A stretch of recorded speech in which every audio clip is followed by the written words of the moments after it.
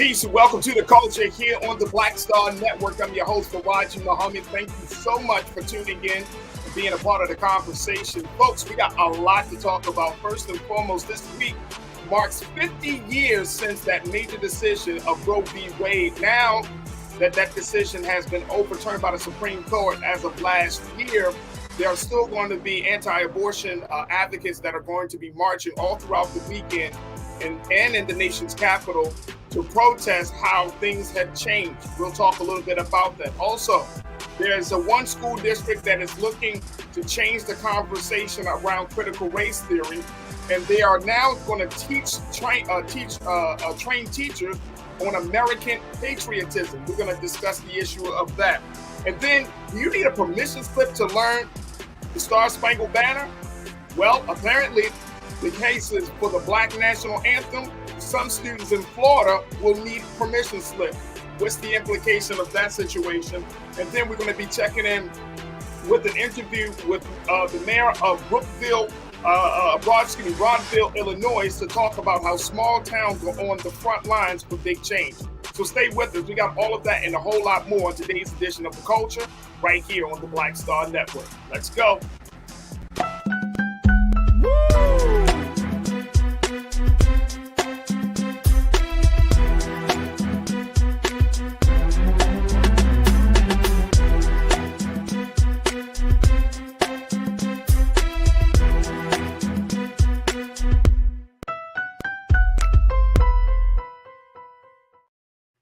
Folks, welcome to the culture here on the Black Star Network. I'm your host, Farajii. Thank you so much for tuning in and being a part of the conversation. Folks, we got a lot to get to, so let's jump right in. Today, my culture crew will be Corinna Denise, one of our online culture crew members. She's going to be joining us in a few moments. And then later on, we're going to be checking in with my brother, Rashad Staten. But let's jump right in and talk to Corinna, as on this Friday. And it's always good to talk to her. Corinna, good afternoon. How you feeling, sis? Hey, happy Friday, Farajii. Peace, culture. Happy Friday. How you feeling? You good? I'm good. I took a mental break this week from the news. So very intentional about that. And it was kind of hard because I want to know what's going on. So I did dip in a little bit, but I think I needed a rest to regroup. Well, I'm glad that you decided to break with us, to break from your break with us. Yes. Always glad to have you on the show. Corinna, let's jump right into it because we got a lot to talk about. First and foremost, 50 years ago, there was of course, a major decision that came down from the Supreme Court. Since 1973, states all across the country and citizens had pretty much applauded the progression of women reproductive rights in the space of abortion and how that was deemed to be legal. Now, that has changed 50 years later. Last year, of course, we know that the Supreme Court has ruled that it was illegal, and that states essentially can decide on their own how they can move forward with the mandate.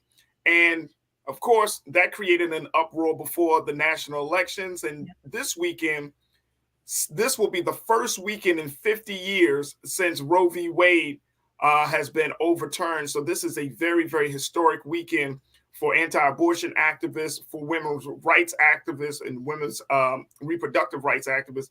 So what's your take on this as we look at beyond Roe? Because that's going to be one of the themes for the big gathering in Washington, D.C. this weekend. How do you think that this country is going to move forward, considering we're in this new space when it comes to women reproductive rights? I mean, it all depends on us, right? The voting bloc. We have to decide how we're going to move forward, if we're going to tolerate this or if we're going to do something about it. So I think these next 2 years, we really need to arm ourselves with knowledge. I think there are still some women who aren't even privy to this, that this has happened, that this is what we have to look going forward. And it's really, really dangerous. It's our health, it's our reproductive rights. And, I don't want to argue about whether or not abortion is the right or wrong thing to do. That's not the argument. But the argument is, does the government have the right to tell us, what to do with our bodies? And a lot of it has to do with health. So this is very dangerous. I hope there's a massive turnout this weekend, and that they carry on their protests as they normally would. I mean, and in the past, it has been a celebration, right? But now it's going to look, I anticipate, much different. And I hope women continue to rally and advocate for essentially what's our human right. It's population control. It's just control in general. And, that white fear, they know that come later on, eventually they're going to be outnumbered and they're going to be the minority in this country. So it's still, it does make me angry, because there's so many intricate details that go along with it. No one wants to actually make that decision. But sometimes, for example, women could have an ectopic pregnancy, or, a plethora of things could go wrong. And essentially abortion means to end a pregnancy, to terminate. So this is really, really dangerous. Right now, women aren't getting the care that they need. I've seen and heard so many stories where, they're being rushed to the hospital, let's say the middle of the night, you're dying. And before your doctor even takes the time to say, I'm going to save your life, they're consulting with their attorney.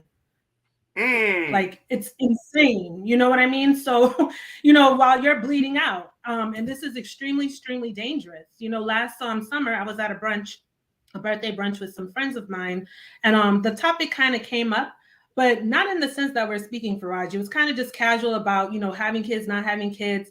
And one of the women I was with, she just says, well, just have an abortion. And in that moment, I was thinking like, can you? Because, Roe was just overturned. And because of where I was at the time, and it was a birthday, I didn't want to necessarily ruin the mood. I'm like, maybe this might not be the time to touch on it. But it just stood out to me, it just stood out to me that, are you aware that Roe was just overturned? Are you aware that, Florida is about to implement a 15-week ban? That was the first thing that the Florida legislature down here opened up with. And it varies from state to state. And, we're on the verge of, oh my goodness, is this going to become law of the entire country? So It's very, very dangerous. And it's going to be somewhat of a somber weekend. What's usually a celebration of our rights has become the reverse. Now we're going to have to protest to get those rights back. And you know what, Corinna, a lot of folks are experiencing the same amount of mixed emotion that you just expressed, that it's going to be a somber weekend, which could be, and I mean, in the community organizing space, pain is the fuel for power. And so it could be a weekend where you're like, damn, this is messed up. We're turning back the clock. Or it could be like, damn, this is just what we need to show that there's a lot of work that needs to be done. It depends on the person to determine how they're going to use this setback for a major comeback, as they say. But I want to get a couple of comments from our online culture crew, folks. I want you to join us in the conversations. We're talking about 50 years of Roe, and this being the first weekend. This is the first time after that historic overturning of that decision that folks are going to be gathering all across the country, starting as early as this week. As early as today, all the way through Sunday. There are going to be protests and gatherings happening across the country. The big one, of course, leading up on Sunday in Washington, D.C. Tiana, you checked in and said, look, every woman deserves the right to health care. Absolutely. Absolutely. And it's interesting, Tiana and Corinna, that there are still women out there who don't know what is happening. There are still women out there who don't understand the significance of it. How do we have a conversation with those women, especially young Black women, right? That may think that, okay, I live in I had a situationship, and then, this happened, so therefore I can just get an abortion. So how do we make sure that they understand that their decisions that one decision can lead to another major decision? How do we get to that point? I think we need to go back to the basics, right? Like general places that we gather. I'm just going to throw it out there. The church, youth groups, community organizations, maybe like after school programs for kids. I know that's going to be a really fine line, but where do we usually gather, right? We need to have those conversations around dinner with our families and friends. And, going forward, I guess sometimes we will have to just interrupt the birthday brunch and just call it for what it is, because it's that important, right? So I think we need to find common communal spaces and just, have a sensitive approach and say, hey, did you know? Are you aware? And why it's important? Why am I bringing this to your attention? Because it's dangerous to women and our lives are on the line. And this, again, Roe was just the entry point for the Supreme Court, the entry point to enumerated rights. So that's just the beginning. They're whipping up a whole bunch of stuff right now in SCOTUS, and they're ready to hand some stuff off to us. And so, like I said, we need to arm ourselves with knowledge, and we have to be uncomfortable, or be comfortable with being uncomfortable sometimes, right? Because sometimes we don't always want to have those conversations, but it's imperative that we do. So we're going to find ourselves feeling that discomfort sometimes, but oh, well, if it's for the greater good, then that's what we have to do. No. Absolutely. Edna Edwards, you posted this. You said no one has the right to tell any one woman what they can do with their body. Absolutely. I think women, y'all are more than capable and brilliant enough to try to figure it out. And for those women who don't know what to do with their bodies, that's why you have sisters, that you can lean on, women that around you, that you can lean on, your doctor. And I think that's the part, that women understand their power. Y'all have power. When I talk to Nira, when I talk to my sisters, when I talk to any woman, just emphasize women have power in any relationship, in any situation. Women always have the power. And I think that's the other element, like the untold element of this whole conversation. Yes. That y'all have often been told year in and year out that you don't have power. You don't have power about what's going on with your bodies. You don't have power about your profession. You don't have the power about who you want to be, your identity, and how you want to express yourself.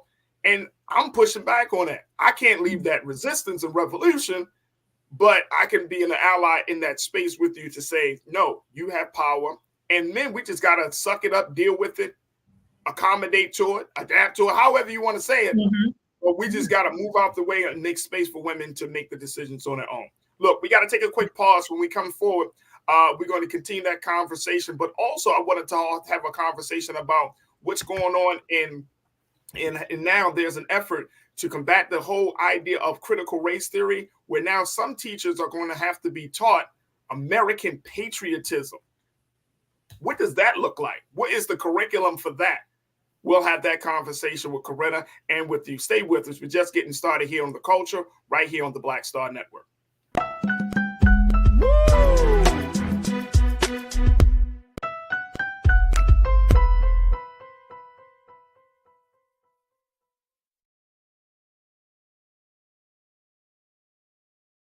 Hatred on the streets, a horrific scene, a white nationalist rally that descended into deadly violence. White people are losing their damn minds. As an angry pro-Trump mob storms the U.S. Capitol, We're about to see the rise of what I call white minority resistance.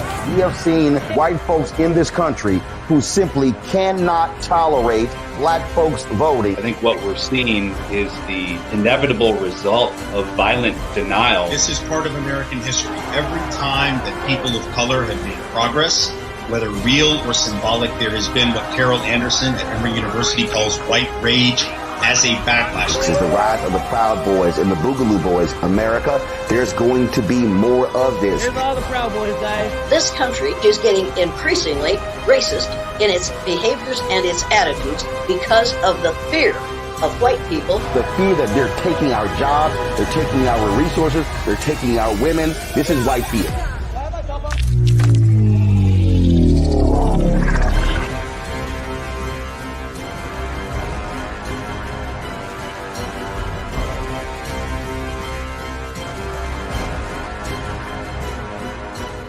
Black Star Network is here. Oh, no punch! I'm real revolutionary right now. Thank you for being the voice of Black America. All momentum we have now, we have to keep this going. The video looks phenomenal. See, there's a difference between Black Star Network and black-owned media and something like CNN. You can't be black-owned media and be scared. It's time to be smart. Bring your eyeballs home. You dig?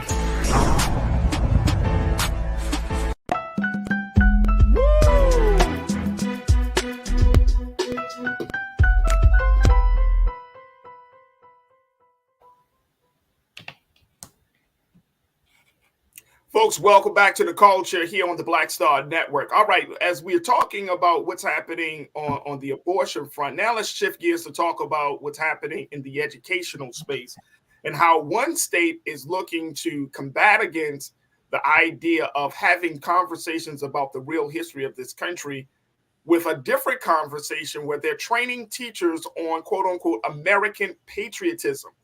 This is the situation in the state of Missouri. And take a look at this, folks.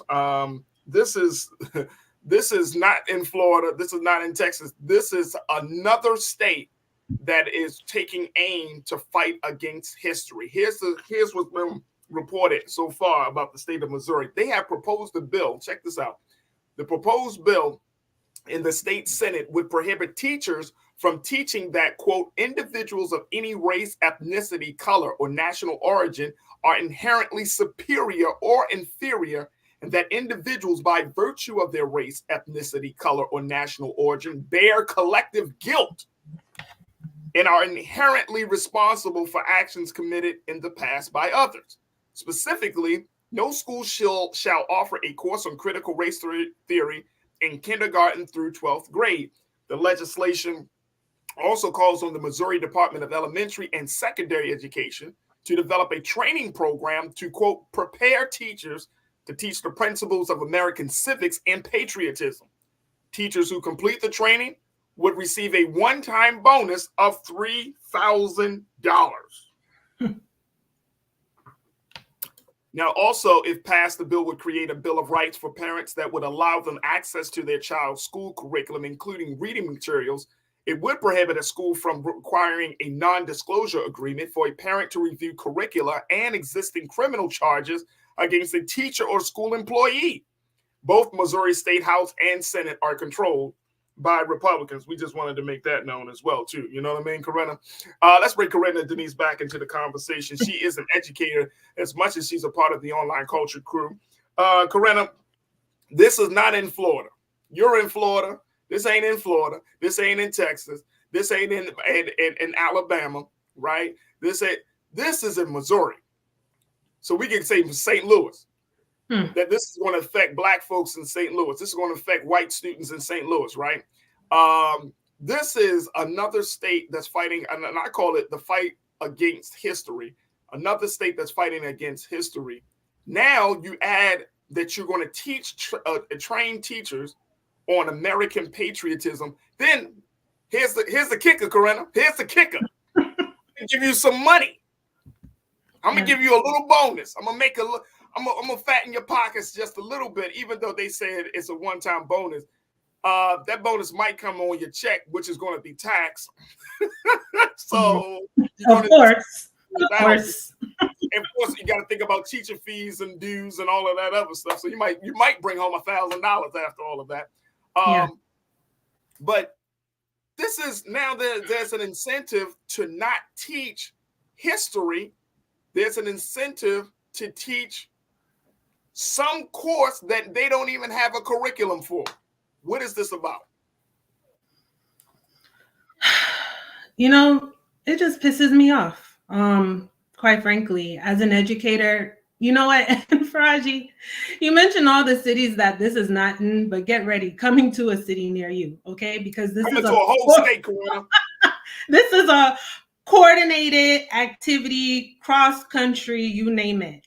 So I anticipate that coming to Florida soon. I mean, you see what DeSantis is doing, DeSatan, already with the AP course and whatnot.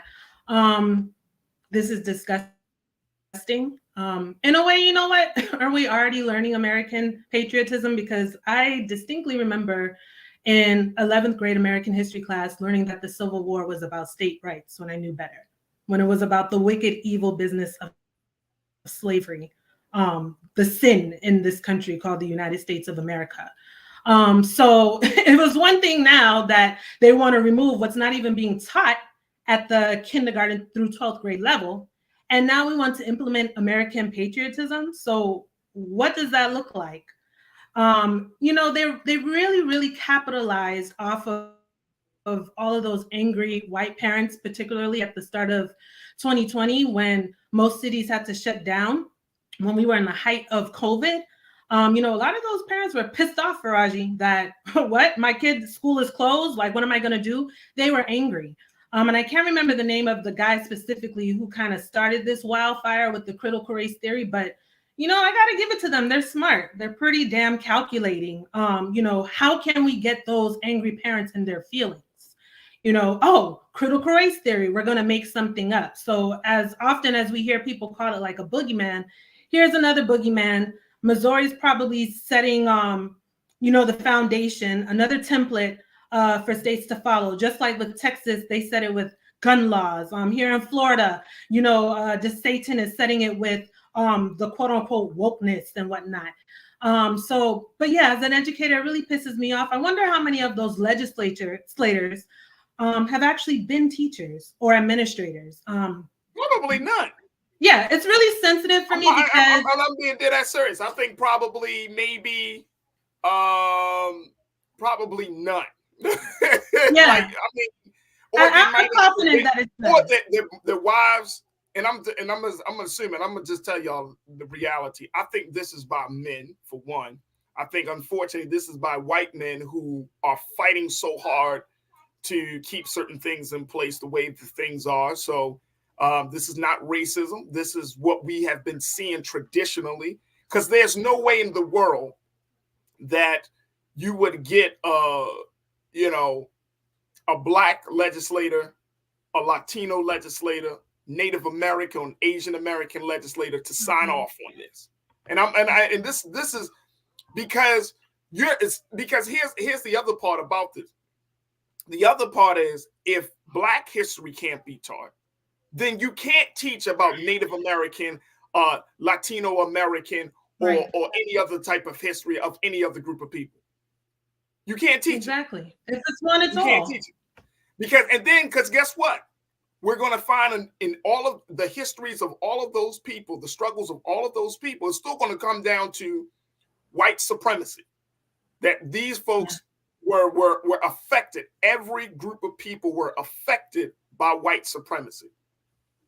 And so it is a slap in the face. It's just outright insulting that a piece of legislation can move forward in this. And I really hope that the teachers unions in Missouri really push back on this idea, man. I hope this is not like a mandate with, there's no way in the world that you should be able to pay people to not teach real, true history and to kind of go on the fly and say, well, we're going to teach about American patriotism. Oh, I didn't know there was a curriculum for that. Well, there is, and we're going to make one up as we go along.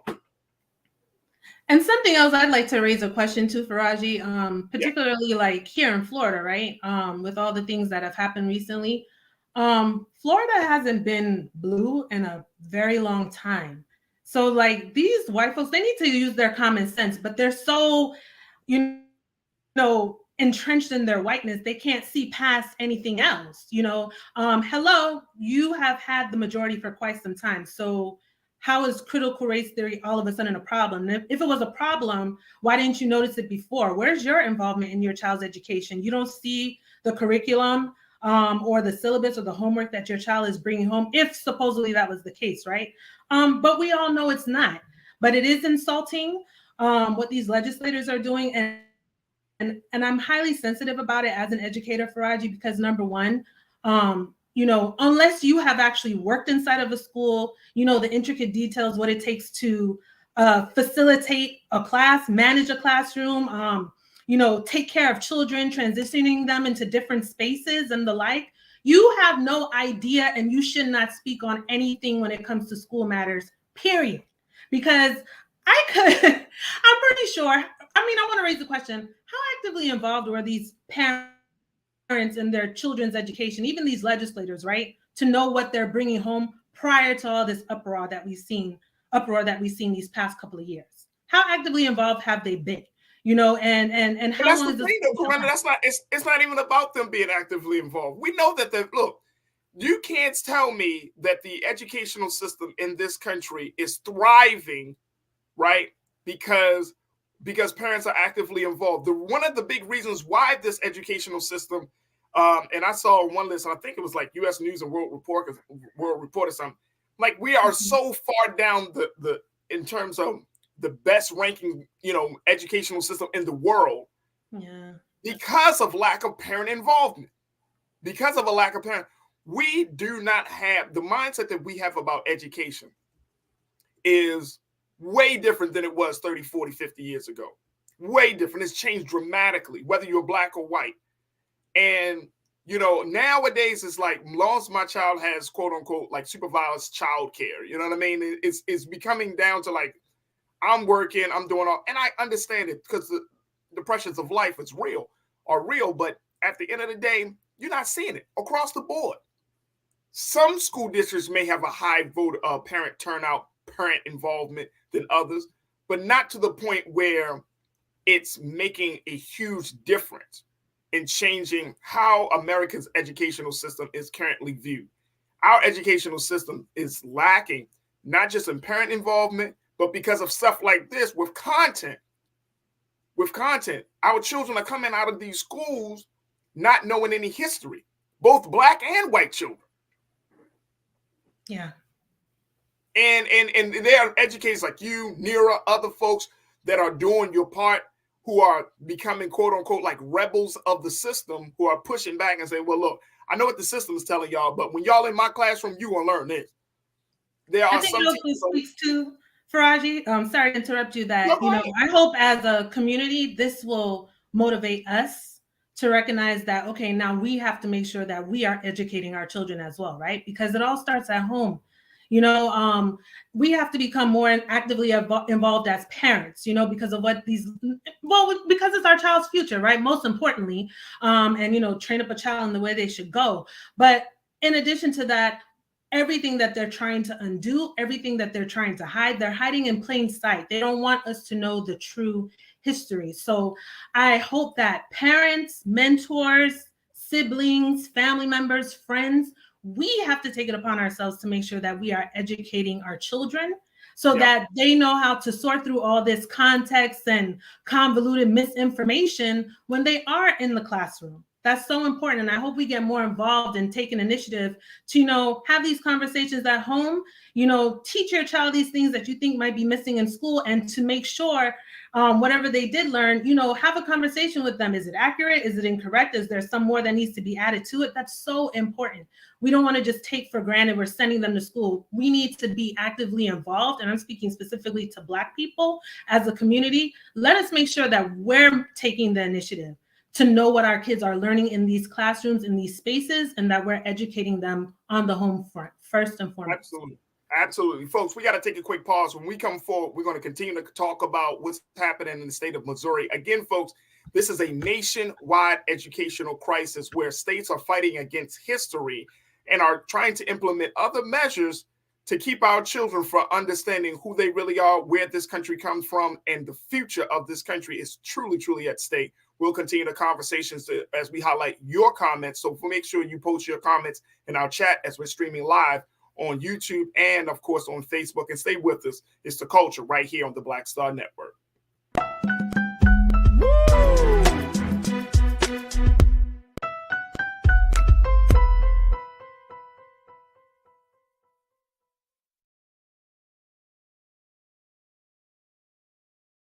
Black Star Network is here. Oh, no punch! I'm real revolutionary right now. Thank you for being the voice of Black America. All momentum we have now, we have to keep this going. The video looks phenomenal. See, there's a difference between Black Star Network and Black-owned media and something like CNN. You can't be Black-owned media and be scared. It's time to be smart. Bring your eyeballs home. You dig? When you talk about blackness and what happens in Black culture, we're about covering these things that matter to us, speaking to our issues and concerns. This is a genuine people-powered movement. There's a lot of stuff that we're not getting. You get it, and you spread the word. We wish to plead our own cause Too long have others spoken for us. We cannot tell our own story if we can't pay for it. This is about covering us. Invest in Black-owned media. Your dollars matter. We don't have to keep asking them to cover our stuff. So please support us in what we do, folks. We want to hit 2,000 people, $50 this month, raise $100,000. We're behind 100,000, so we want to hit that. Y'all money makes this possible. Checks and money orders go to P.O. Box 57196, Washington, D.C. 20037-0196. The Cash App is $RM Unfiltered. PayPal is R Martin Unfiltered. Venmo is RM Unfiltered. Zelle is Roland at RolandSMartin.com.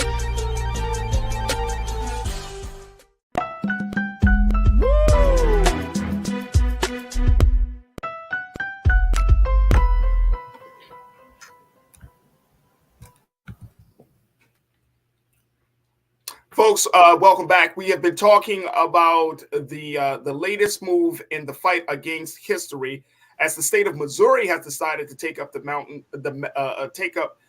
mantle of now pushing back on this idea of quote unquote critical race theory, teaching the real history of America and the impact of white supremacy on this country and on its people.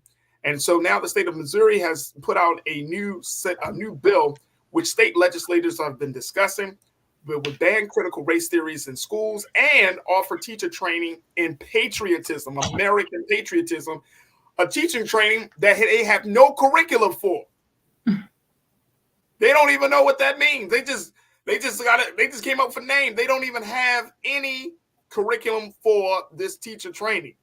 Along with this teacher training, they said, look, once we do make up a curriculum, if you take it, we'll give you a one-time bonus of $3,000. Wow.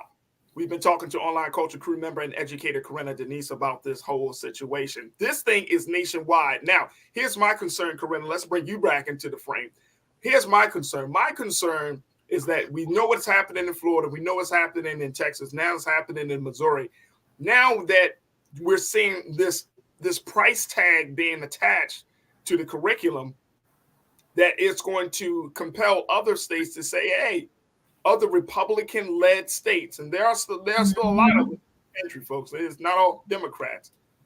And these other Republican-led states that say, hey, that might be the move. Instead of, hey, you come to our state, let's go to the state of Indiana. Former Vice President Mike Pence is from the state of Indiana.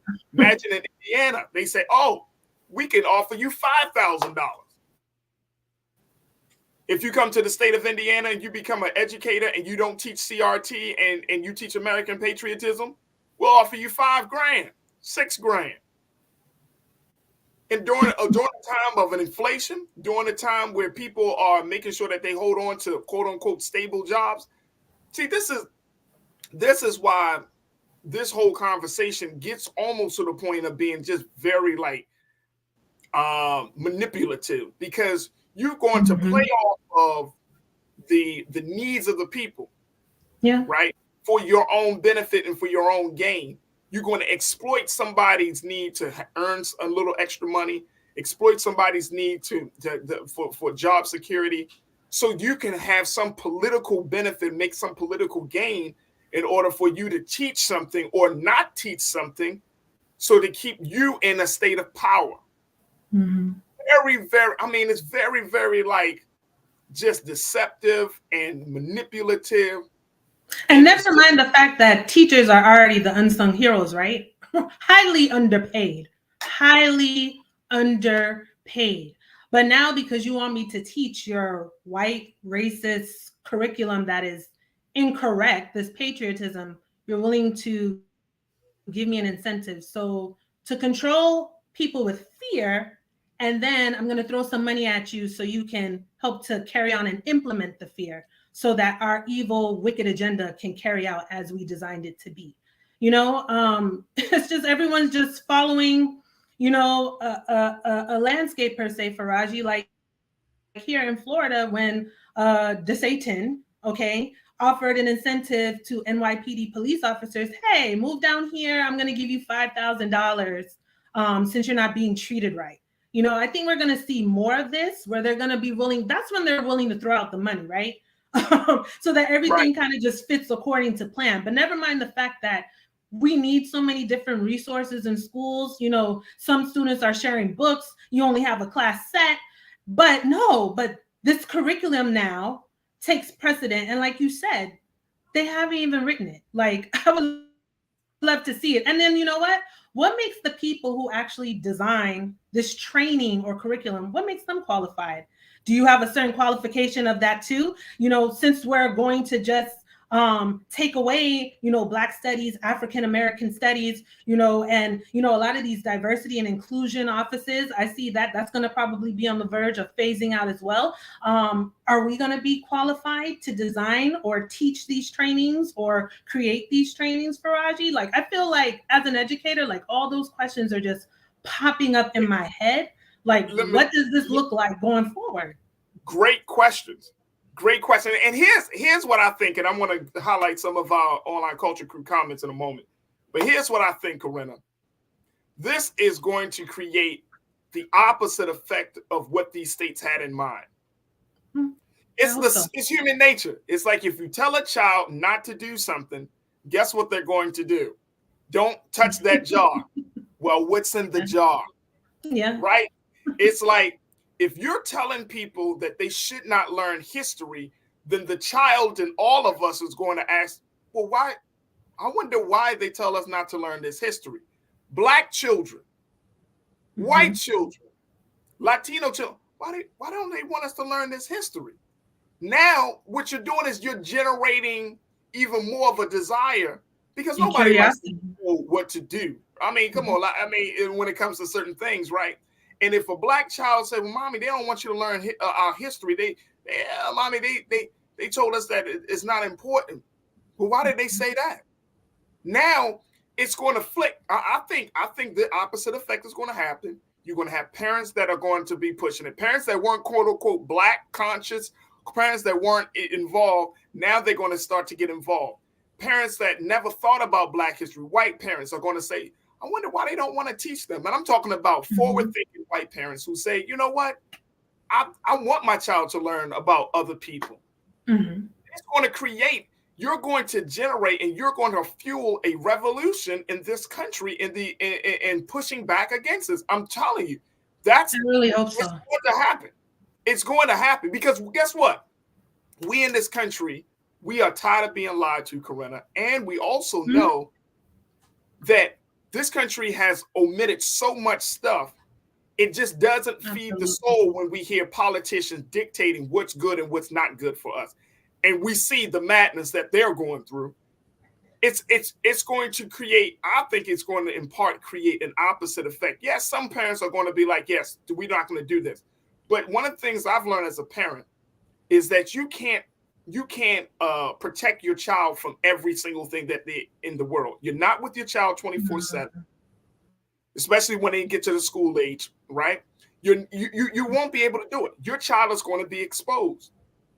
And the winds of change are being whipped up in this country where, guess what? The truth is going to come out regardless of our little attempts of political policy making, regardless of our attempts of cultural shifting. The truth is going to come out because guess what? This is the time of truth that we're living in right now. That's the moment that we're in. We cannot continue to omit or just blatantly lie in this time and expect there not to be some sort of backlash. The truth is going to be told in this country right now.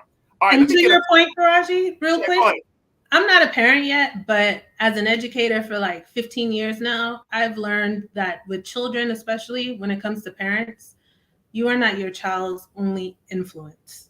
And I think that's important to remember, especially in this moment that we're in now. We have to be vigilant and make sure we're having those conversations with our kids.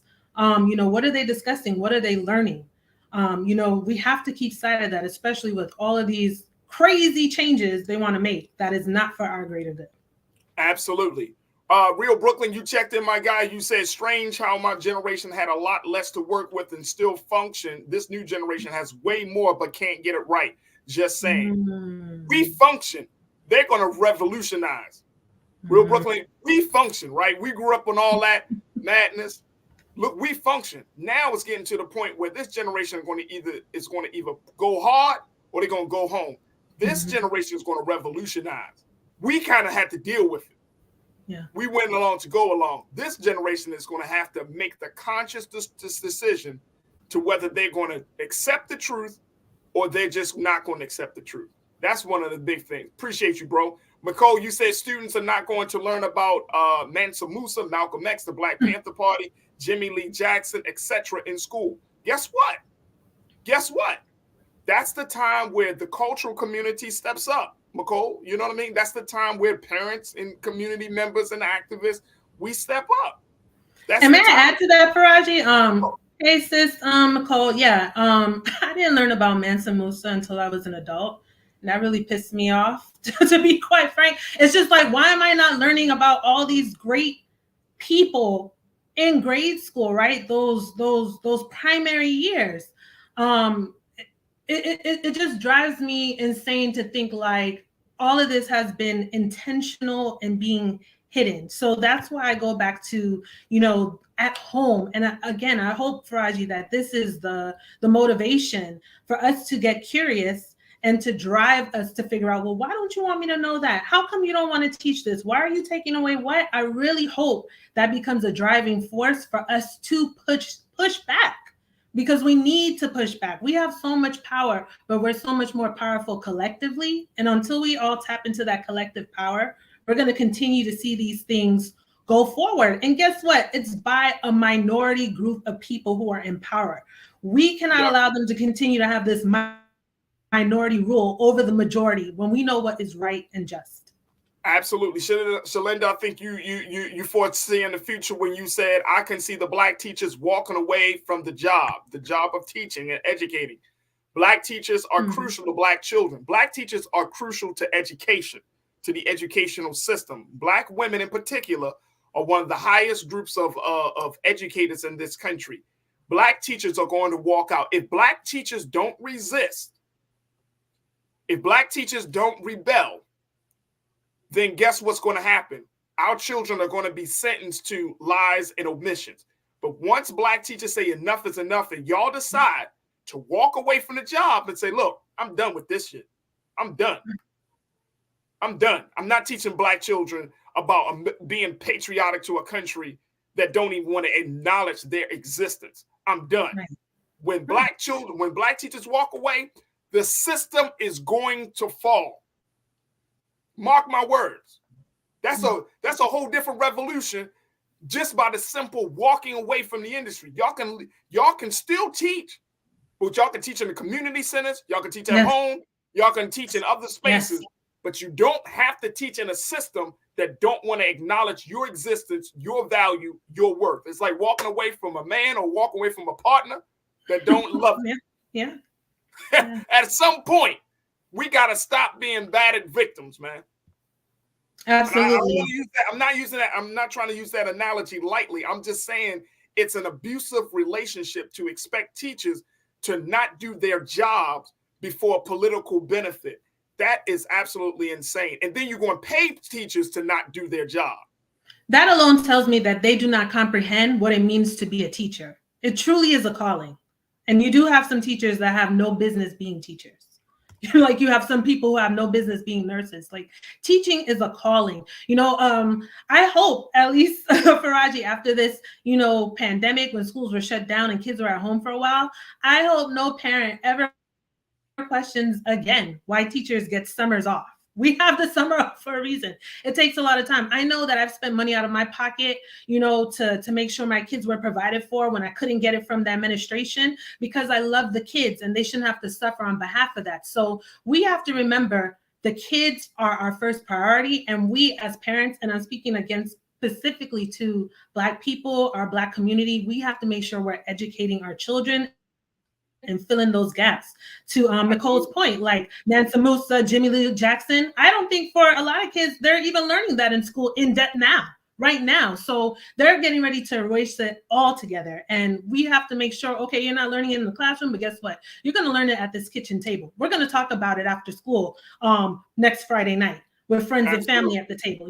Whatever we got to make it happen, we got to do it. Absolutely. Folks, look, we got to take a quick pause. When we come forward, let's continue the conversation about the cultural, the efforts to fight against history. I'm going to go into another part of this situation, folks, dealing with the Black National Anthem and how there is a resistance to this, and how one school district is going as far as to requiring permission slips for students to learn. And I'm talking about Black students to learn the Black National Anthem. Folks, y'all hear me? The war is on culturally in our classrooms. We're going to have that conversation up next here on The Culture as I bring in my brother Rashad in and keep Corinna on. We're going to have a lot to talk about. Stay with us. It's all happening on The Culture here on the Black Star Network.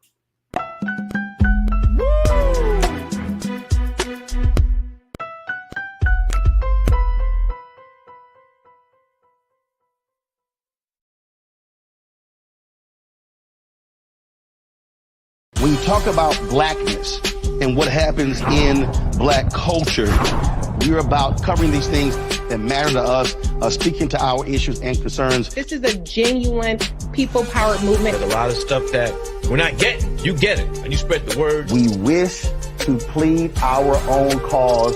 Too long have others spoken for us. We cannot tell our own story if we can't pay for it. This is about covering us. Invest in Black-owned media. Your dollars matter. We don't have to keep asking them to cover our stuff. So please support us in what we do, folks. We want to hit 2,000 people, $50 this month, raise $100,000. We're behind 100,000, so we want to hit that. Y'all money makes this possible.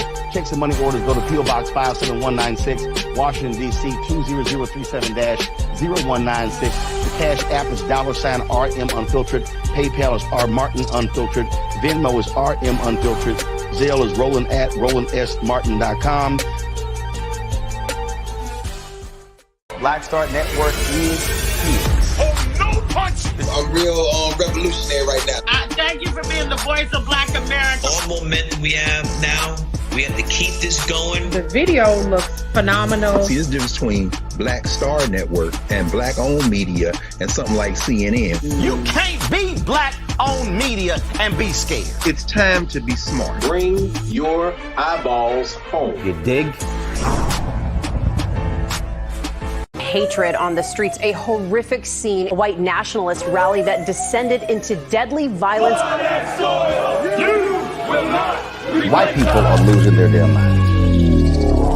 As an angry pro-Trump mob storms the U.S. Capitol, we've seen We're about to see the rise of what I call white minority resistance. We have seen white folks in this country who simply cannot tolerate Black folks voting. I think what we're seeing is the inevitable result of violent denial. This is part of American history. Every time that people of color have made progress, whether real or symbolic, there has been what Carol Anderson at Emory University calls white rage as a backlash. This is the rise of the Proud Boys and the Boogaloo Boys. America, there's going to be more of this. Here's all the Proud Boys, guys. This country is getting increasingly racist in its behaviors and its attitudes because of the fear of white people. The fear that they're taking our jobs, they're taking our resources, they're taking our women. This is white fear.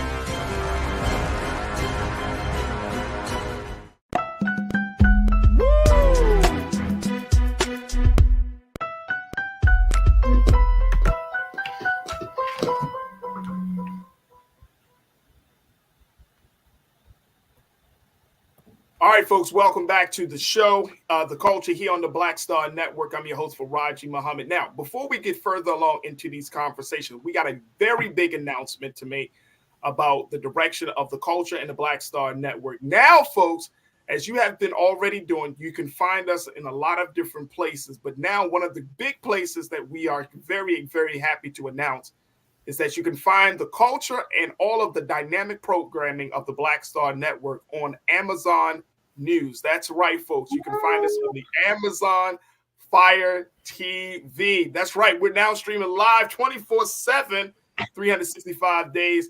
Try Alexa, play news from Black Star Network. And you will find us, folks. We cannot be more excited about this. You'll need a Fire Stick, which is, of course, an Amazon's version of Roku or Apple TV. I have a Fire Stick, and I know many of you probably already have a Fire Stick. So when you log on, go on to Amazon News and search for Black Star Network. Folks, I'm telling you, I've done it the other day. We're right there, and it rolls.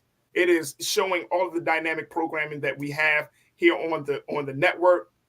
We're taking the streaming to a whole different level. This is a very, very big thing for this digital platform that we are able to now stream on such a major platform like Amazon News, and to get all of your news and information. So again, make sure that you do your part.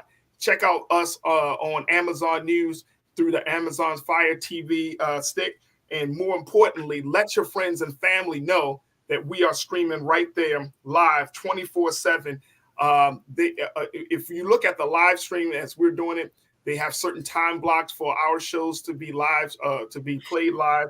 So if you can definitely check out the schedule and so much more. Very, very exciting. Taking the conversations that we've been having about everything from news to education to politics to our culture to the next level. And folks, we are just grateful for the partnership with Amazon, being able to have a distribution platform like this. So make sure you let people know. Invest in getting an Amazon Fire TV stick, and more importantly, stay tuned to the Black Star Network and the culture on Amazon. All right, folks, there it is. Big announcement there. Let's continue our conversation as we look at what is going on, as there is an ongoing fight against history coming from states from across the country. We talked about Florida. We talked about the state of Missouri. Let's also talk about that it's just not happening in the classroom, folks, that this fight continues to happen in other places. Now, back to Florida, where my sister Corinna is, and I'm going to bring in my brother Rashad, who hails from Baltimore. But let's look at what is going on in Florida. We talked to you, we shared with you the other day that in Florida, they're pushing back against CRT. Now, it has now been reported, they're not just pushing back against CRT and questioning whether that's relevant or whether that's valuable. They are even going as far as to requiring students to get a permission slip signed for them to learn the Black National Anthem. I can't make this stuff up, man. I cannot make this stuff up. This is happening in Florida. And I want to bring Corinna and Rashad into the frame as we have this conversation. And folks will certainly get to you as well to get your take on it. My brother, Rashad. Rashad, good afternoon. How you feeling, bro? Hey, peace, brother. Happy early Friday. Happy holidays, as we say. Peace, sis. How are you? Always for the culture. Absolutely. Absolutely. All right. So here's what's happening in Florida around this idea of permission slips needed for to learn about the Black National Anthem. This has been reported by the group. Take a look at this, folks.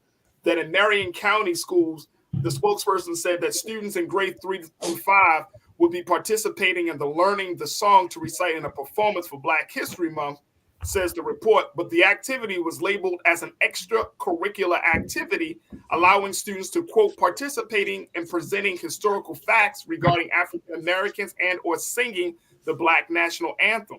Now, according to the school board members, Eric Cummings, the lyrics, "We have come treading our path through the slaughtered," may have left some parents to, and I want to make sure we get this all in. Let's go to the next slide on that one, Keenan, if you can. We don't have that one. All right. May have left some parents,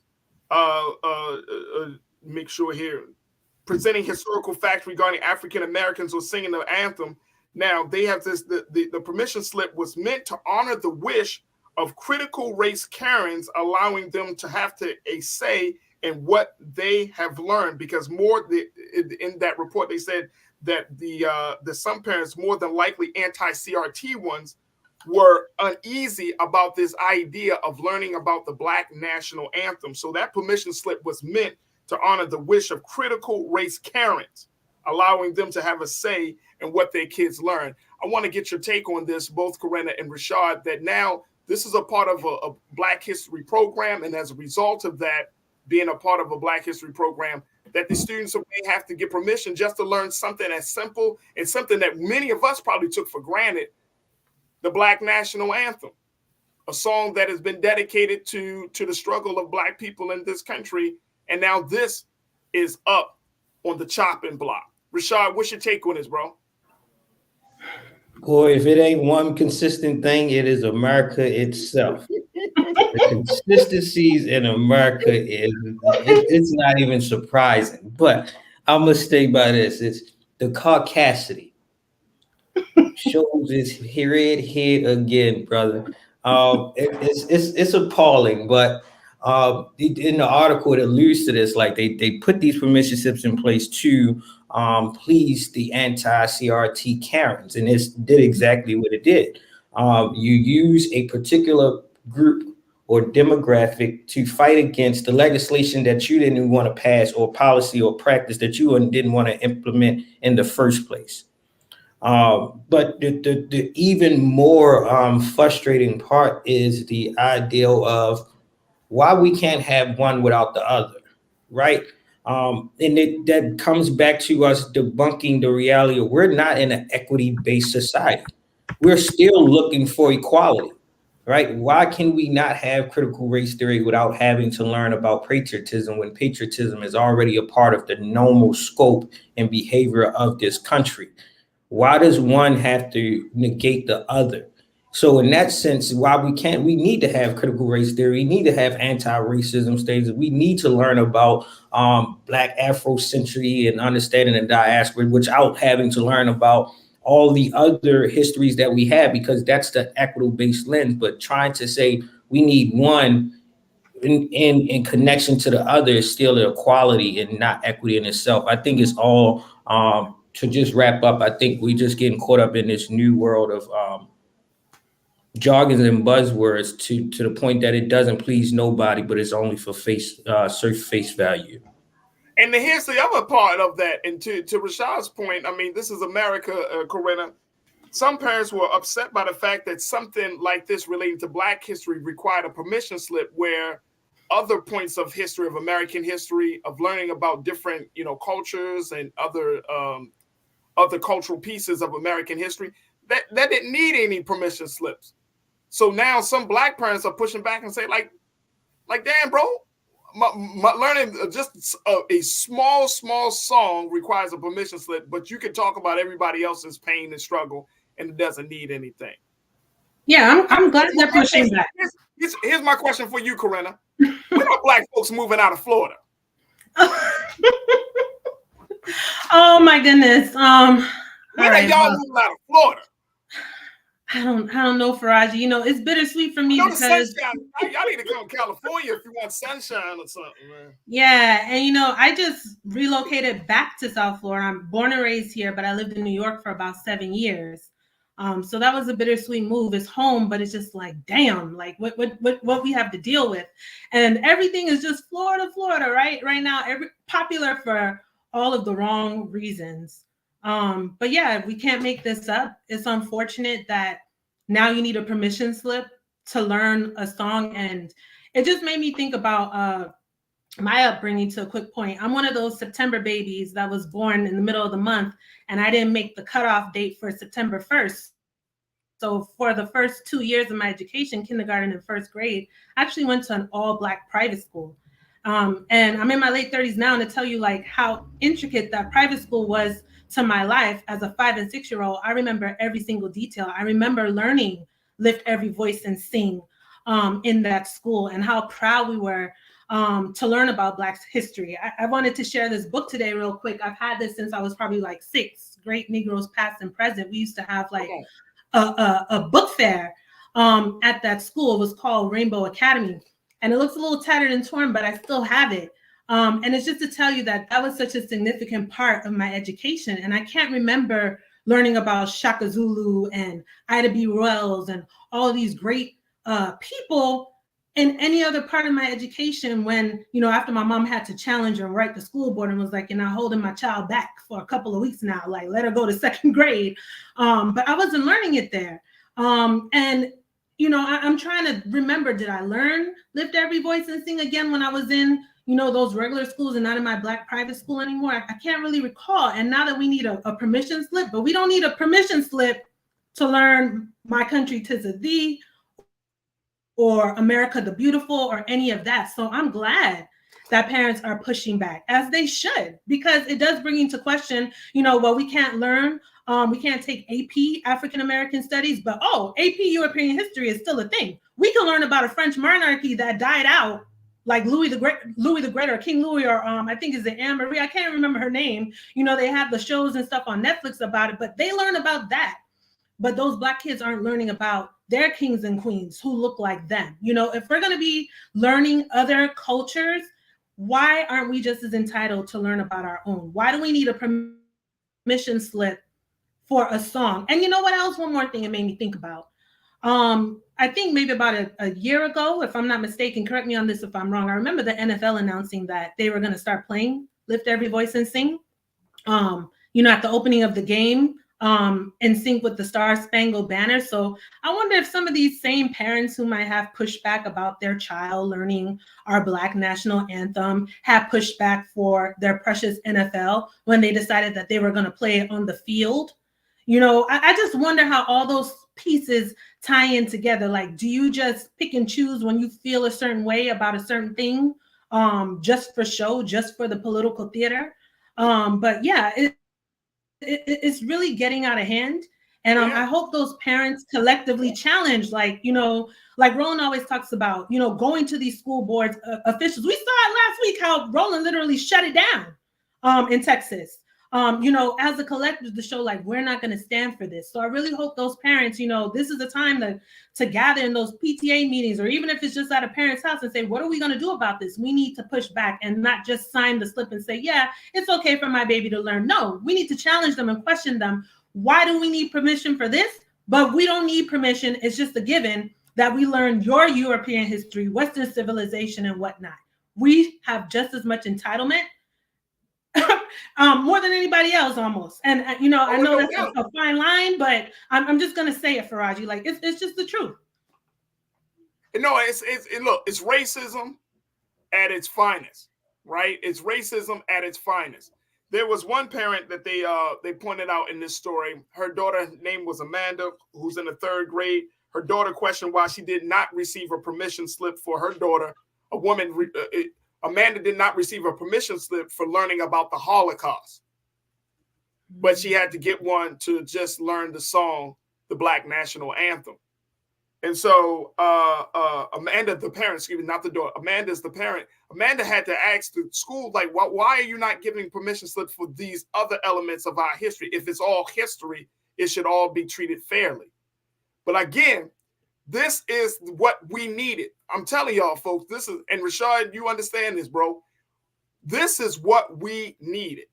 We need to wake up to the reality of the times. We need to wake up to the reality of the type of mindset that certain people have. And this is not just white people. I mean, this could be exemplified by Black people as well, right? Because some Black people want to go along to get along. But we need to wake up because we've gotten so comfortable.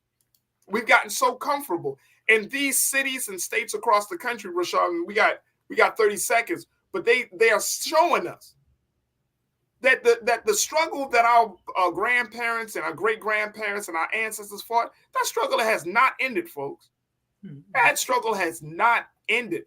And for our generation, like Amanda said about her parents, she's about her daughter, she said, my daughter, there was nothing offensive about what's being said in the Black National Anthem. She said, I'm more offended by what I see on YouTube and TikTok than I am about my daughter learning the Black National Anthem.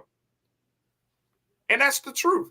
But we need to wake up. We need to wake up. Look, Rashad, I want to get your take on that when we come forward. Look, we got to take a quick pause. Let's continue the conversation as we talk about permission slips needed for the Black National Anthem in the state of Florida and so much more. We got a lot to talk about, so stay with us. It's The Culture here on the Black Star Network.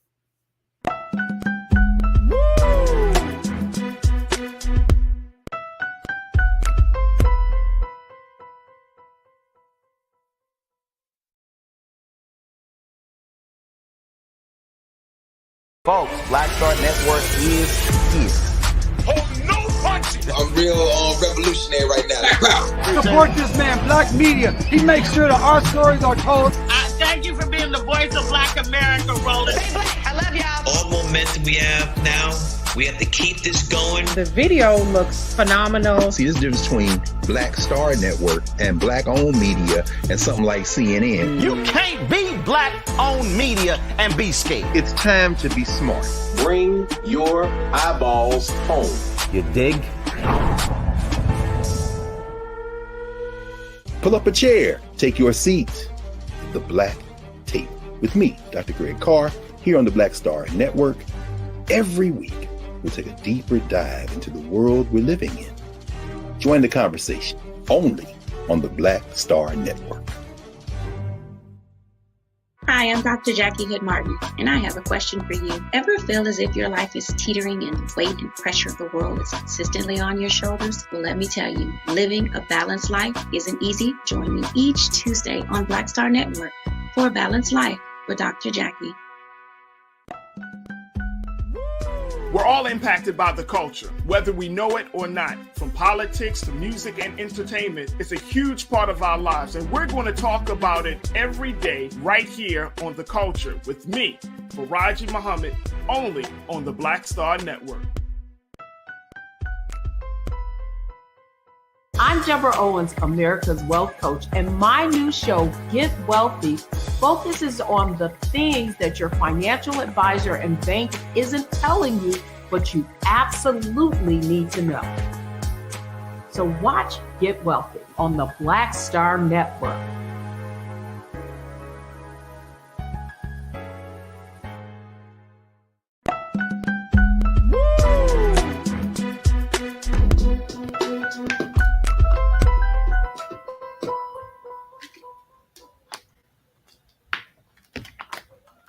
Folks, welcome back. We have been talking about the latest moves happening in Florida, where there's this fight against history as some Florida school officials have decided that students need to have a permission slip signed in order to learn Black National Anthem, which has received mixed reviews and reactions from both Black and white parents. Now, this is a way, according to Marion County school officials, for them to kind of protect themselves against those parents who are resisting the idea of critical race theory. And so this is their measure of making sure that parents are know what's being taught in their child's school. And this is bullshit.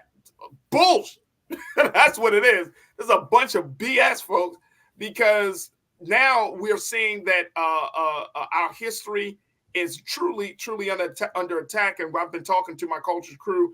We got Corinna, we got Rashad, and certainly I got you as we have this conversation. Rashad, I want to get back to you, bro, talking to us about just the wide-ranging implications. And I want to highlight something that our culture crew has been, our online culture crew has been talking about, because as they're listening to the story, of course, people are going to be upset.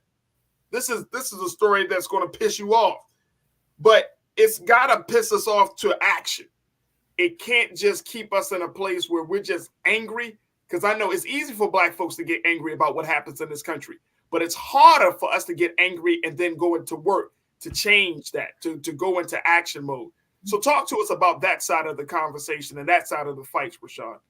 Yeah, that's exactly where I was about to go, right? It's like, one, I'm always the type to like acknowledge the growth in the, the progression. One, we got to acknowledge the fact of the strenuous fight it took to get critical race theory in some of these educational districts, right, in these states in itself. And now that they have become a part of the projected practices, instructions, and implementation, we as a people, we as the parents, guardians, the educators, the partners, those that are part of the school community now have to take up the baton of the second leg of the fight. And that is making sure that they're implemented, it is done with fluidity and fidelity. It is done in a manner that is best centered, right? When they pushed these legislations, and of course they weren't already in favor, it was very oppositional to even get critical race theory to be considered. That was the first fight. But now that they were projected to go in there, now they're coming back with this. It's like the civil rights movement again. You give Negroes the right to vote. Now I'm going to ask you to count how many jelly beans is in a jar. right? We're going to always find a barrier to stop you, to make sure that the masses doesn't normalize the actions that will progress you as society. So now it's back on us as accountability partners to our own community to say, hey, we have to do our part. Like our sister said, we got to show up at these PCAB meetings. We got to start to run for board positions. We got to start to become these educators and these instructors. We have to take the Black men from not just being hall monitors to being instructors, not just being coaches, but being life coaches in themselves. This is our part to do the work so that our young people can see it, because they've done their part.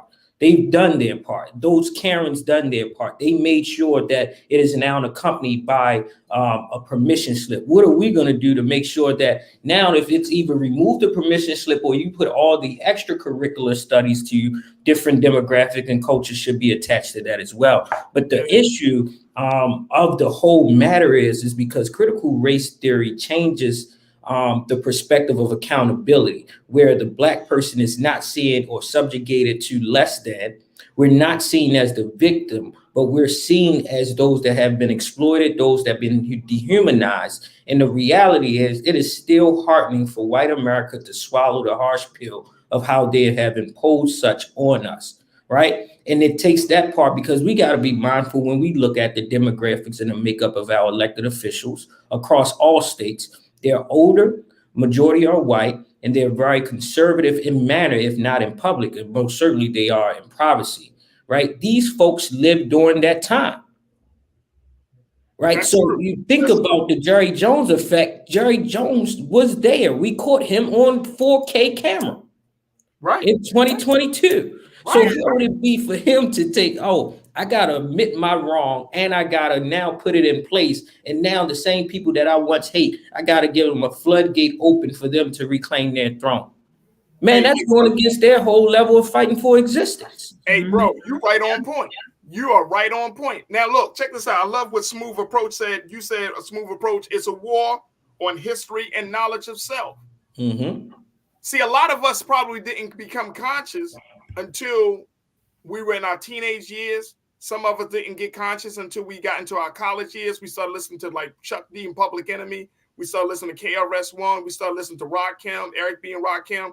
We started listening to De La Soul or some music that's. I'm gonna stop leaving out my man Mos Def. Mos Def. I've been listening to folks talk about these pioneers. I mean, look, by the time Mos Def dropped in the late 90s, we were probably all just already activated. All right, got you.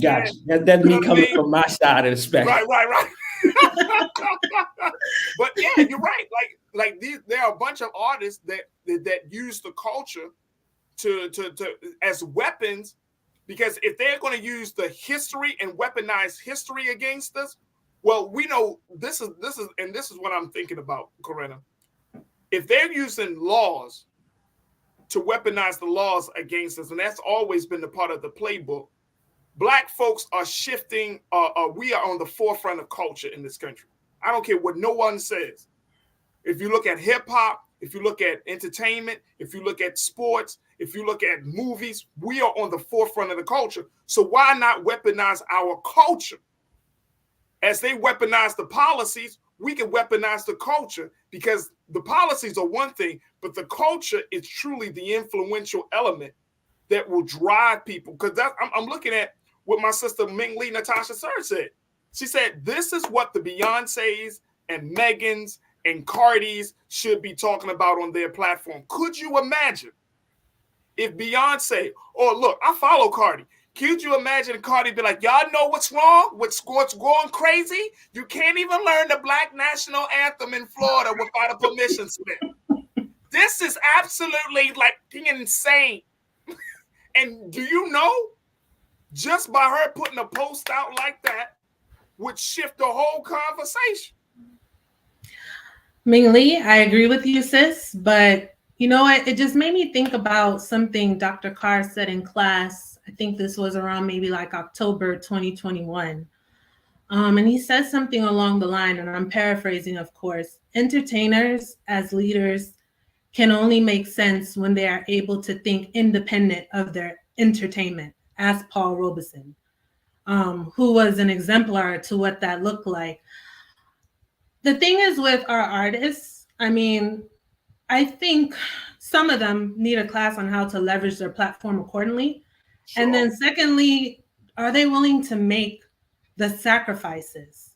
Yep. You see, I mean, they get on and they post things, but are they willing to make the sacrifices? You know, like the great Sidney Poitier and Harry Belafonte, you know, they were entertainers, but they understood and they helped to push the movement forward behind the scenes, right? Where they're down south trying to outrun, you know, racist police in a sundown town to get bail money for protesters, right? Like they were helping to fuel the movement, like they understood their role.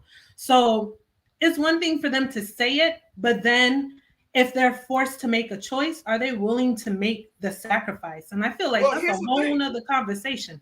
And look, I'm so happy, Corinna, you brought that up, because that's when, and this is for us as supporter of these artists.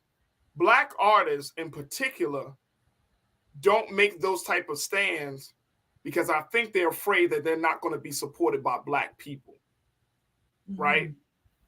Like if Beyonce, and look, maybe we're asking too much, but I'm just saying a well-known artist were to take a stand like that, we got to assure the artist, like, look, you got enough money. We understand that this is a money game, but at the same time, we will support you if you support us. Now, look, trust and believe. I mean, I've been around a lot of different celebrities. Rashad, you've been around celebrities. Corinne, I'm sure you've been around some celebrities.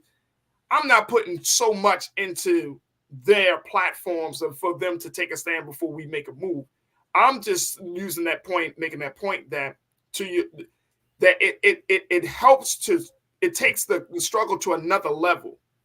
If we understood the power of the resources and the power of the things that we control, we're not always in these state conversations, these state political conversations, but we're on the street. We can use grassroots, grassroots efforts.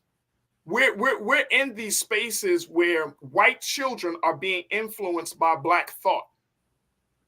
And one of the great fears that we need to mention in the course of this conversation, while some parents are pushing back on this idea of the white children learning about Black history, is because they believe that white children will not continue the mindset that they grew up under. And as a result of that, white children might start asking questions. Well, why do we treat Black people like this? We saw a lot of that on social media in like 2020, right? Those white kids were pushing back against their parents.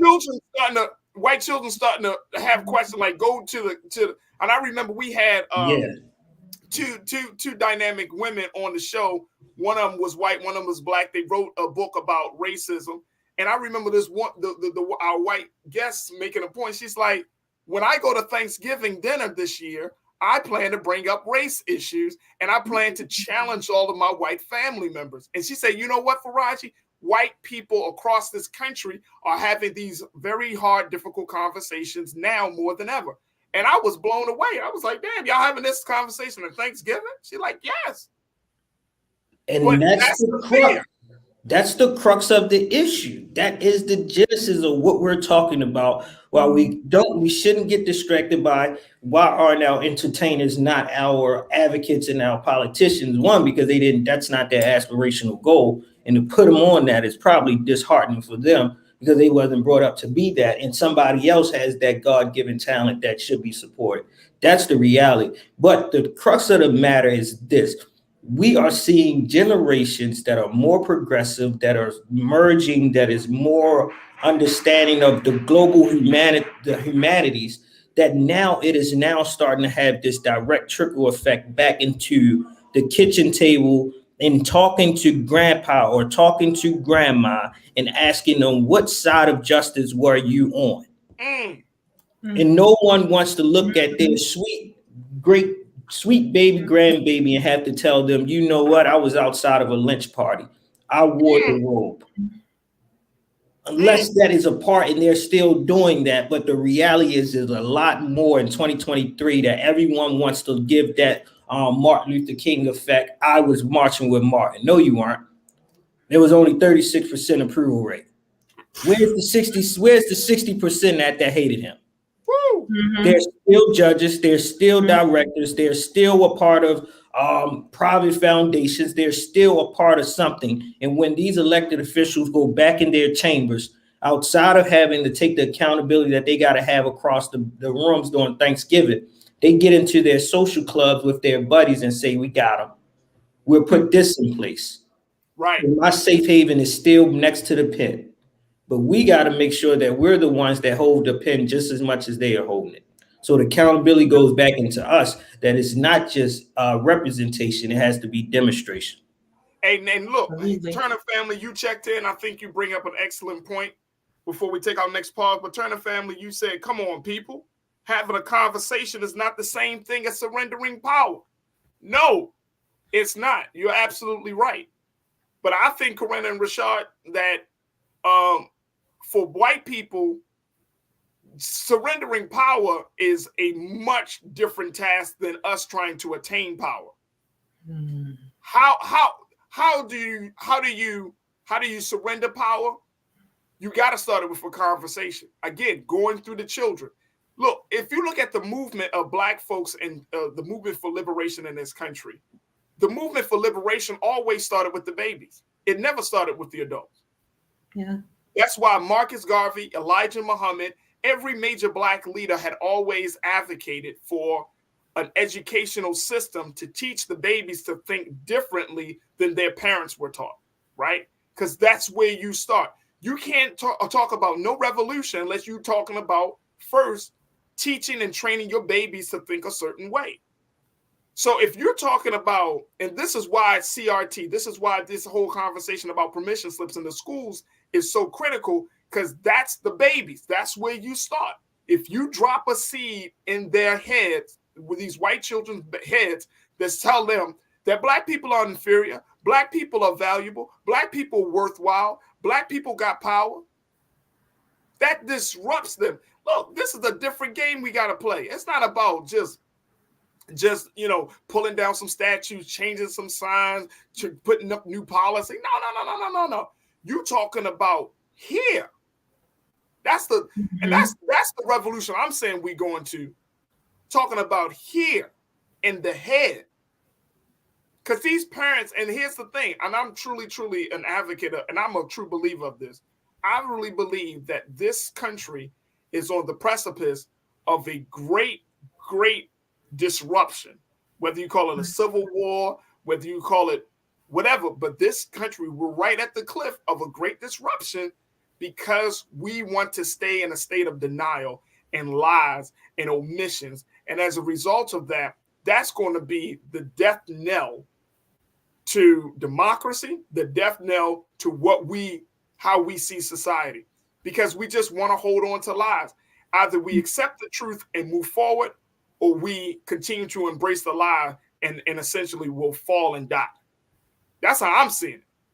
Yeah, we can't embrace the lie. We can't embrace the lie. We have to be forward thinking. Look, the crazy, Corinna, guess what? In the states like Florida, we're seeing in Missouri, Texas, all of these states that are holding on to the old way, old thinking, white supremacist thinking. I'm telling you, and I know we were kind of joking, but Black folks need to figure out, like, yo, y'all can move to some of these states if you want to, because they got low housing, better job opportunities. But the reality, Florida is the most expensive state in the country right now. So yeah, aside from all the other mess we got going on, we are very expensive. This is not the place to retire anymore. Florida. It's I'm telling you. And my man Keenan said it's a trap. You bring you in. They talking about, oh, you can get all of this acres of land. Oh, you can get all these jobs. And then next thing you know, you put your children in these schools and these schools become like killing fields, just completely remove the identity, any culture of your child. I mean, seriously, this is war. I'm going back to what Smooth Operator said. This is war. And we can't think in peacetime during a time of war. Look, we got to take a quick pause. I know we got to take a quick pause. When we come forward, we'll have one more conversation about this. And then we're expected to check in with the mayor of Broadview, Illinois, in a few moments. So stay with us. More conversation right here on The Culture on the Black Star Network.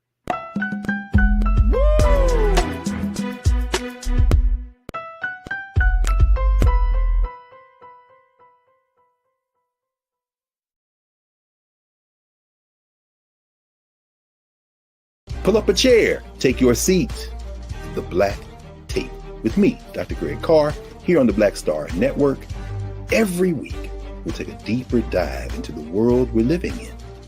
Join the conversation only on the Black Star Network. Black Star Network is here. Oh, no punch! I'm real revolutionary right now. Thank you for being the voice of Black America. All momentum we have now, we have to keep this going. The video looks phenomenal. See, there's a difference between Black Star Network and Black-owned media and something like CNN. You can't be Black-owned media and be scared. It's time to be smart. Bring your eyeballs home. You dig?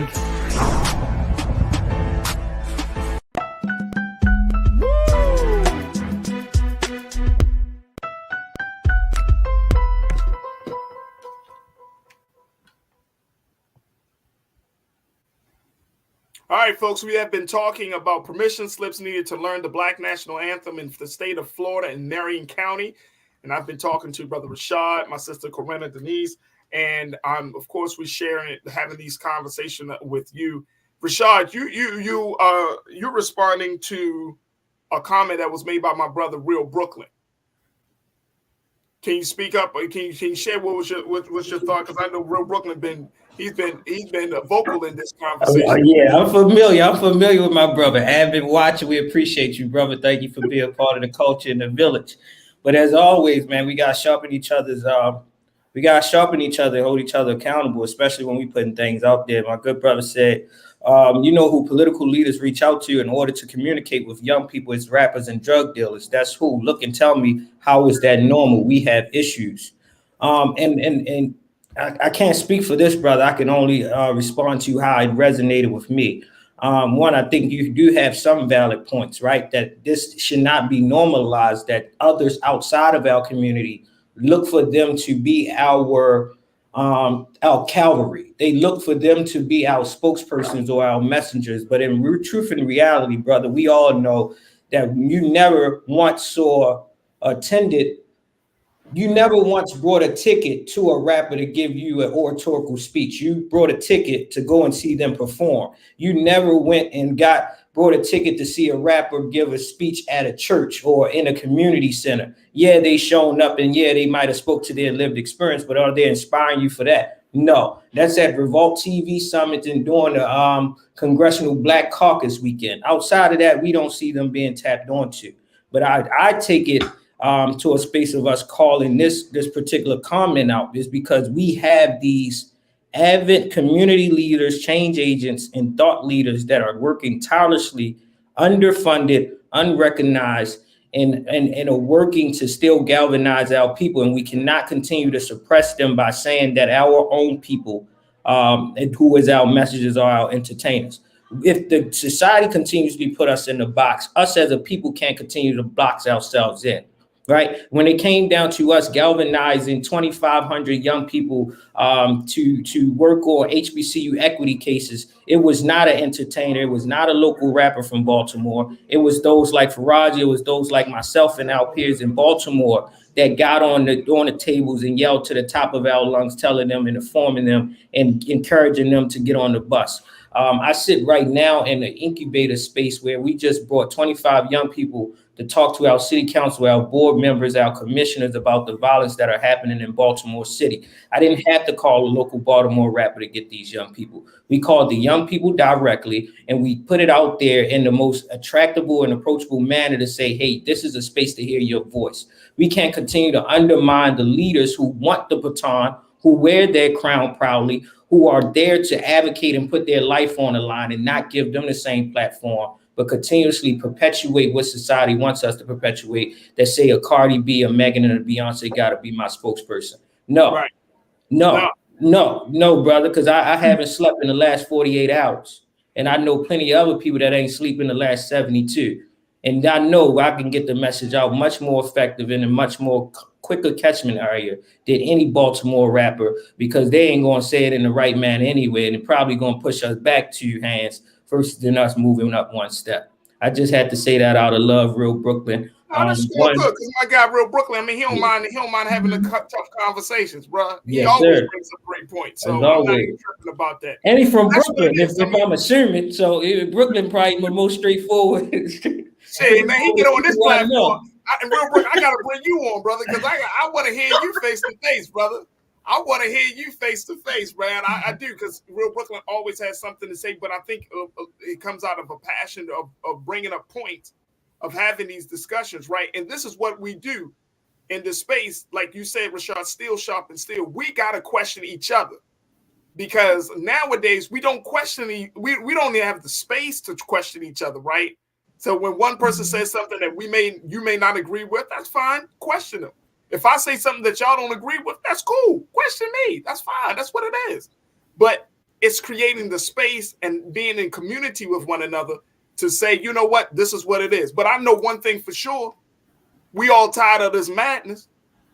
Yeah. We all tired of this pushback against blackness, whether you're taught in the schools or in the communities, in the music. Like, we all grew up in hip hop. I understand that there are destructive elements of hip hop.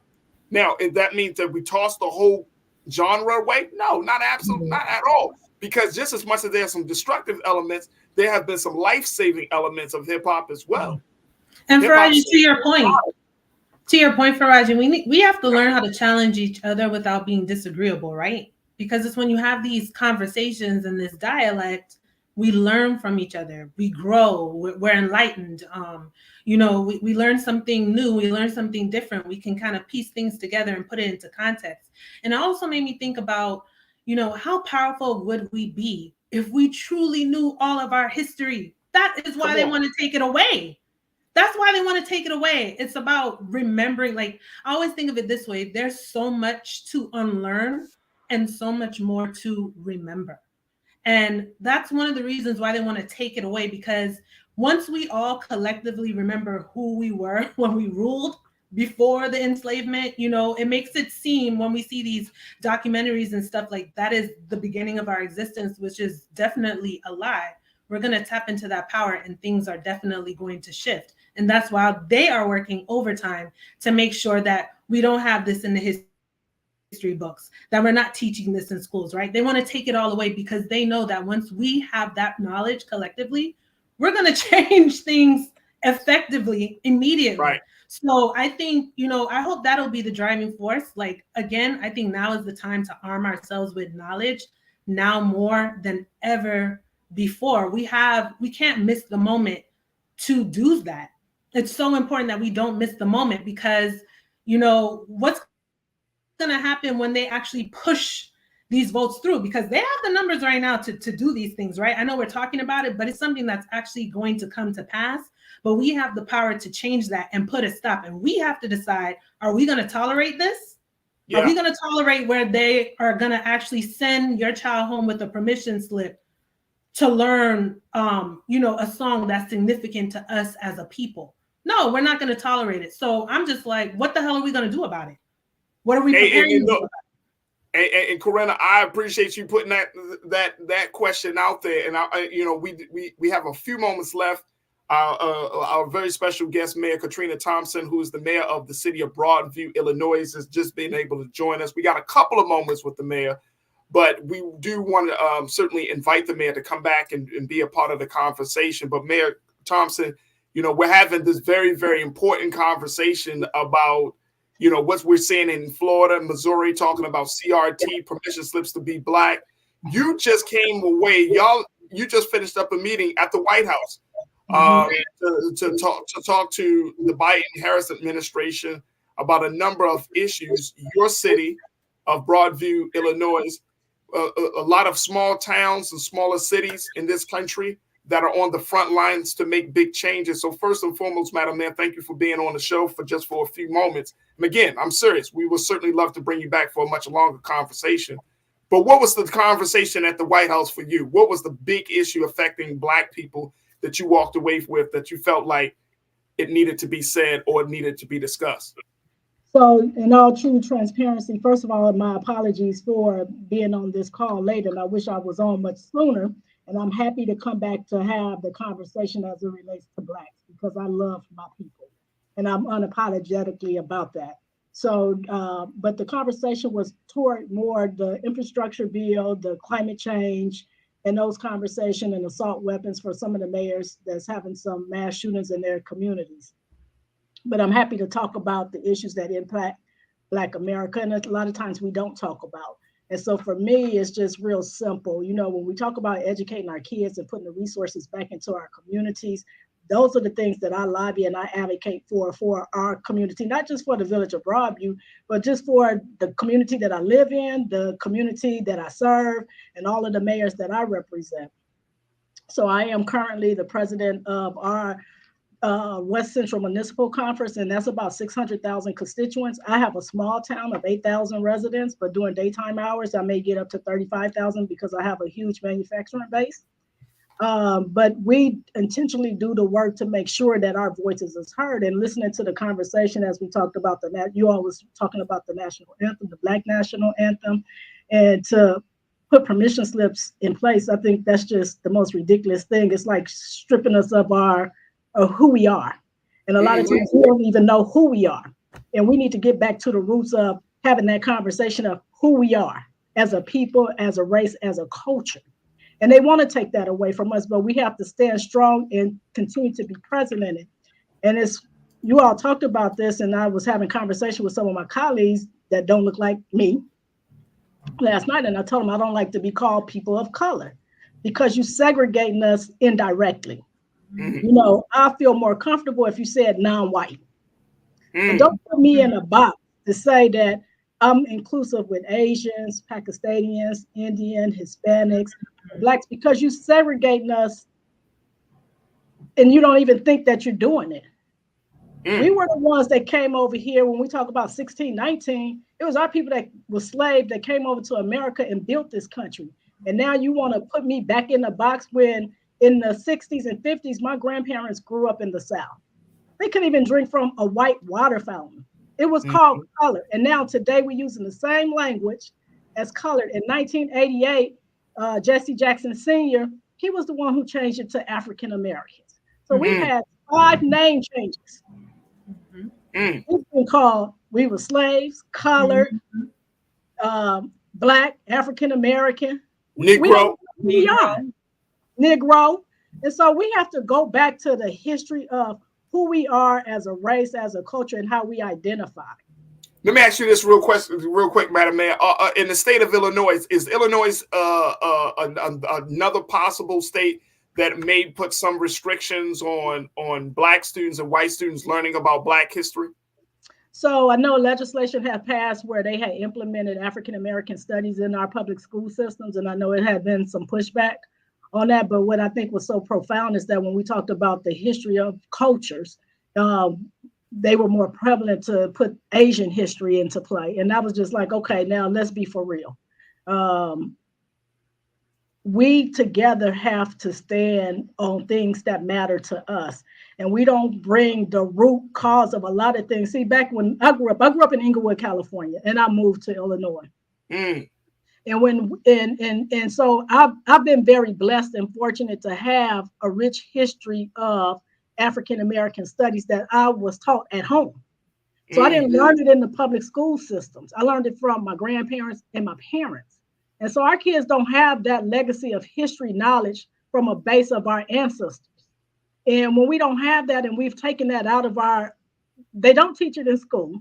So where else can a kid learn? Is at home. And a lot of our homes are chaotic, dysfunctional, and we have all of these elements that plague our communities, but we're not talking about the root cause of bringing family together and how we unify and unite together. So we have a lot of different issues that we have to, get on top of, but we have to stick together to address the issues. And we can't be wishy-washy and, riding the fence. We have to, stand strong. And this is what we are. This is who we are. This is what we're going to do.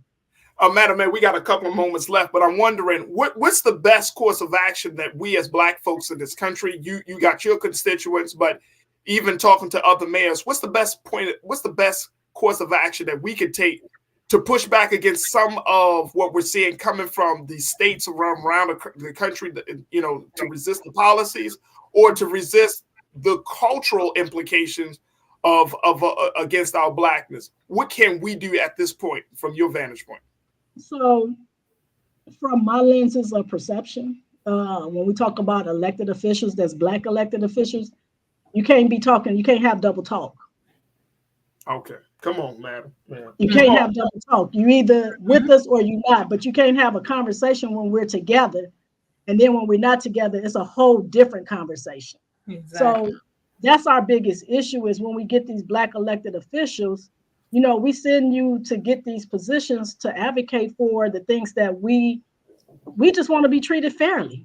But then you get the seat and you do something totally different. And that's problematic for me. So it's going to be hard for us to band together when our elected officials are double talking.